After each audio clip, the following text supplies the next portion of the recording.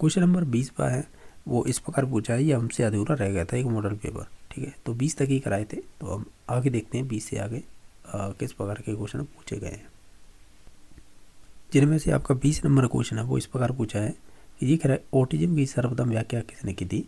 तो वो आपकी लियो कैनन ने की थी, जो विकासात्मक एक विकार माना जाता है।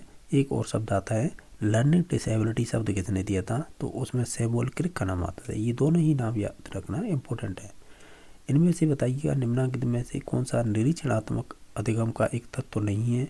तो देखो अटेंशन होता है, रिटेंशन होता है, और आपका प्रोडक्शन होता है, जो प्रिपरेशन नहीं होगा। इसकी जब पे आपका मोटिवेशन आता है लास्ट स्टेप, ठीक है। तो समझे होंगे, तो ऑप्शन नंबर इसका 4 सही हो जाएगा। क्वेश्चन नंबर 22 है, ब्रू वैन ब्रेनर ने जो जैव पारिस्थितिकी मॉडल के अनुसार बच्चे के माता पिता और उसके भाई बहन का आदि का उदाहरण ये किससे संबंधित है। तो इन्होंने बायो इकोलॉजिकल मॉडल दिया था। इसमें आपके 5 स्टेप बताए थे कि बच्चे के चारों ओर वातावरण इस प्रकार का होता है, जिसमें ये विशेषताएं पाई जाती हैं। अगर हम देखें इन सभी ऑप्शनों को, जिसमें देखिएगा बच्चे के जो माता पिता हैं उसका भाई है, यानी उसके घर परिवार की बात हो रही है, तो ये आपके माइक्रो सिस्टम में आएगा, ठीक है। तो ऑप्शन नंबर 1 सही हो जाएगा, जैसे सूक्ष्म तंत्र कह रहे हैं, ये पहले नंबर का होता है। इसके बाद आता है मीजो, मीजो इसमें दे नहीं रखा है, वो 2 नंबर पर आता है, ठीक है। मीजो के सिस्टम बोल सकते हैं। और फिर 3 नंबर पर आता है एक्जो, 4 नंबर पर आता है आपका बृहत, जिसे मैक्रो सिस्टम कह रहे हैं, और लास्ट में आता है आपका क्रोनो, जिसे हम कह रहे हैं समय तंत्र, ठीक है। समझे होंगे। तो इस प्रकार ये 5 स्टेप को बांटा था। क्वेश्चन नंबर 23 है, निम्नलिखित में से कौन सी ब्रूनर की संज्ञानात्मक विकास सिद्धांत की अवस्था नहीं है। यही क्वेश्चन एक बार और देखा था, चिंतन के कितने घटकों में बांटा था, चिंतन के घटक ब्रूनर ने। तो ये भी आपके 3 विधि मानी जाती हैं चिंतन घटक की, तो ये भी ध्यान रखना है, ये इस प्रकार भी क्वेश्चन पूछा गया है।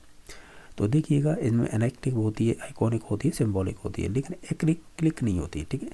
तो ऑप्शन नंबर 1 सही हो जाएगा। क्वेश्चन नंबर 24 है, मेयर और सेलावा के अनुसार निम्नलिखित में से कौन सी प्रक्रिया भावात्मक बुद्धि के संप्रत्यय में शामिल नहीं है। इन्होंने जो संवेगात्मक बुद्धि है ना, उनके बारे में बताया था, या भावात्मक बोल सकते हैं, तो इसे इमोशनल कहेंगे इंग्लिश में। देखिएगा कहीं पर लिखा होगा इमोशनल इंटेलिजेंस। तो देखिएगा इनमें जो बातें कही गई हैं हम उन्हें देख लेते हैं, जो नहीं कही गई है वही राइट आंसर हो जाएगा। जैसे इन्होंने अंडरस्टैंडिंग की बात की है, परसेप्शन की बात की है, मैनेजमेंट की बात की है, लेकिन कंस्ट्रक्शन की बात नहीं की है, ठीक है, यानी रचना करना। तो इनके ऑप्शन हम देखें तो कौन सा शामिल नहीं है, तो यही नहीं होगा। तो ऑप्शन नंबर 4 सही हो जाएगा। क्वेश्चन नंबर 25 है, सुल्तान पर किया गया स्कॉलर का अनुसंधान अधिगम किस सैद्धांतिक दृष्टिकोण की पुष्टि करता है। तो ये सभी हैं जैसे कॉलर, कोपा, मैक्स वर्दीमर, ये सभी है इनसाइड लर्निंग की बात करते हैं, या इसे गेस्टोल्ट वादी भी बोल देते हैं इन तीनों को। तो ये भी क्वेश्चन बन जाता है। ये सुल्तान है ना, इसका कई नाम देते हैं, या तो न्यू पूछेंगे आपसे कि चिंपांजी पर किसने प्रयोग किए थे, ठीक है, या चिंपांजी नहीं देगा तो फिर वो ये कह देगा कि वन मानुस पर किसने प्रयोग किए थे। तो ये कन्फ्यूजन करने के लिए इन शब्दों का उपयोग करता है, तो ये ध्यान रखना है। इनके अलावा और ऑप्शन की बात करें, जैसे मैंने ये तो बता दिया था आपके गेस्टोल्टवादी से, इनमें और भी ऑप्शन दे रखे हैं, जैसे लेटेंट है, अधिगम है। तो जब भी आप लेटेंट अधिगम की बात करेंगे ना, तो लेटेंट अधिगम आता है यानी लेटेंट लर्निंग का मतलब हो जाता है ये आपका गुप्त अधिगम है। ये हालांकि देखा जाए, अगर पर्टिकुलर ये पूछा जाए कि ये किस अवस्था से संबंधित है, तब तो हो जाएगा बाल्यावस्था। और अगर लेटेंसी जो स्टेज है ये किसके द्वारा दी गई थी, ये फ्राइड के द्वारा दी गई थी, ठीक है। बाकी स्थान अधिगम है, जिसे प्लेस लर्निंग कहते हैं।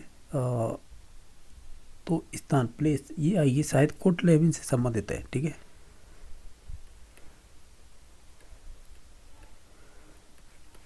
यानी प्लेस लर्निंग, ठीक है, ये इसे ही क्षेत्रीय सिद्धांत भी बोल देते हैं,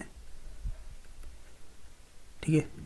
तो क्षेत्रीय सिद्धांत भी बोल देते हैं, ये आपके कोट लेविन से संबंधित। भाई मॉडलिंग तो आपकी भांडूरा से संबंधित है, ठीक है। तो इस प्रकार नेक्स्ट देख लेते हैं कि दृष्टि से हटने के बाद मस्तिष्क से हट जाना किसकी उपयुक्त व्याख्या की गई है, यानी इसकी है किसने व्याख्या की है, ऐसे बोल सकते हैं। तो हम ये कहेंगे कि ये जो विशेषता दे रखी है ना, तो ये आपके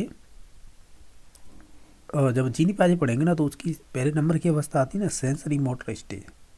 तो सेंसरी मोटर स्टेज होती है, तो उसकी जो अर्ली सेंसरी मोटर स्टेज होती है ना उसकी विशेषता होती है। बाकी ये प्री ऑपरेशनल है ना, ये तो फिर 2 से 7 वर्ष वाली हो जाती है, और ये जो अवस्था इससे संबंधित नहीं होगी, होगी तो वो अर्ली सेंसरी मोटर स्टेज बोल सकते हैं, या इसे ही सेंसरी मोटर स्टेज बोल सकते हैं। ठीक है, दोनों किसी का नाम लीजिएगा, राइट आंसर यही होगा। ठीक है, ये कह रहा है ना out of sight out of mind, यानी दृष्टि से हटने के बाद मस्तिष्क से हट जाना, ये आपकी सेंसरी मोटर स्टेज की अवस्था है। और इसमें अगर सेंसरी मोटर की अवस्थाओं की बात करें, जब इसे पढ़ेंगे तो इसमें 6 उप स्टेज आती हैं, अवस्थाएं बोल सकते हैं, उप अवस्थाएं, तो उनमें दे रखी है ये विशेषताएं। ठीक है, क्वेश्चन नंबर आपका नेक्स्ट है, इसमें पूछा है किसका अध्ययन है मनोविज्ञान एवं शिक्षण शास्त्र के प्रतिच्छेद बिंदु पर स्थित है। तो ये क्वेश्चन हम ऑलरेडी भी कर चुके हैं, ये आपके शिक्षा मनोविज्ञान से संबंधित हो जाएगा, तो ऑप्शन नंबर 6 सही हो जाएगा। ठीक है, एक क्वेश्चन ये आता है कि निम्नांकित में से किसका अध्ययन है मनोविज्ञान एवं, यहाँ पे जो शिक्षा शास्त्र है ना, तो यहाँ पे दे सकता है वो कह सकते हैं बाल विकास। तो बाल विकास के प्रतिच्छेद बिंदु पर स्थित है, तब इसका राइट आंसर पता क्या होगा, ये क्वेश्चन ऑलरेडी मैं करा चुका हूँ, वो होगा आपका विकासात्मक मनोविज्ञान। तो ये दोनों क्वेश्चन बन चुके हैं, आप देख लीजिएगा आपको कैसे याद रखना है। ठीक है, या इसे डेवलपमेंट साइकोलॉजी बोल सकते हैं। ठीक है, तो इस प्रकार इसका ऑप्शन नंबर तो 4 सही हो जाएगा। इसके फोल्डिंग की संकल्पना किसके द्वारा दी गई थी, हालांकि इसमें ब्रूनर दे नहीं रखा है, तो इसमें दे रखे हैं वाइगोत्स्की, तो यही राइट आंसर हो जाएगा। ठीक है, इसके फोल्डिंग तो आपके ब्रूनर के द्वारा ये कॉन्सेप्ट दिया गया था, लेकिन ब्रूनर ऑप्शन में है नहीं, तो इसे फेमस किया था वाइगोत्स्की ने, और वाइगोत्स्की ने इसी के बारे में डिटेल से बताया है, तो इस वजह से नाम आता है वाइगोत्स्की का। एक बालिका के उसके पिता के प्रति आकर्षण को फ्रायड ने क्या कहा है, तो ये मैं ऑलरेडी करा चुका हूँ। ये बालिका पूछी है, उसमें क्वेश्चन बालक पूछा था, तो इसका अट्रैक्शन अगर इसके पिताजी के यानी पिताजी की ओर होगा, इसे इलेक्ट्रा ग्लैंड से बोलते हैं, यह ग्रंथि। ठीक है, तो ऑप्शन नंबर 1 सही हो जाएगा। ब्राइड की जो आपकी 3 नंबर की अवस्था है ना, फेलिक स्टेज, उसमें चलती है इलेक्ट्रा और ऑडिपस, तो ये तो बॉय से संबंधित है, ये गर्ल से। ठीक है, तो ऑप्शन नंबर 1 सही हो जाएगा। किसने शिशुओं के मस्तिष्क को खाली स्लेट के रूप में माना था, तो वो थे आपके जॉन लॉक। ठीक है, तो ऑप्शन नंबर 1 सही हो जाएगा।